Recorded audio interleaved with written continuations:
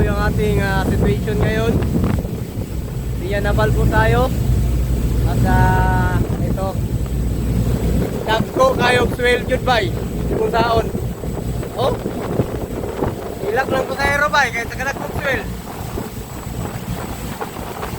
Arrival siguro mo anik na pala niya mga alas 2. Dahil among speed karon nara sa 16 knots per hour.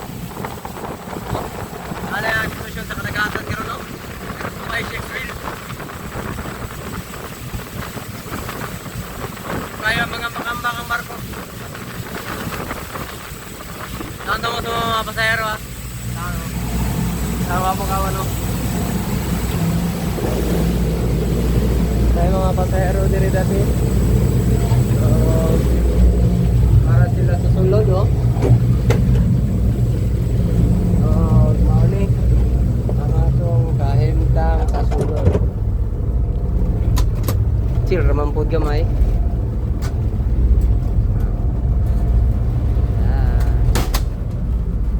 Chill ragamay dari pero sa taas dili.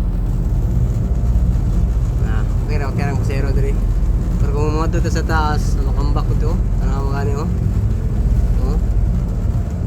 Makambak ko jud bay.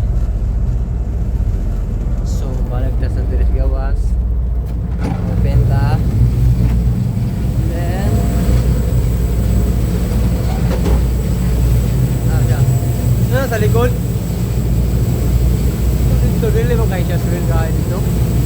Dili ra gyud sa mo area. Pasahero sa taas, kamera na siya, papasahero.